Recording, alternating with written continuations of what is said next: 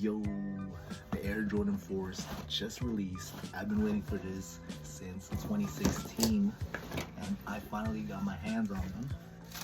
I didn't have money back then, but now I do. Let's take a quick peek at the kicks. Oh my god. And it even came with the Nike tag. But look at this beauty, man. The camera don't do the justice. I'm just doing this off my iPhone front camera. But man, oh, it smells good. Every sneakerhead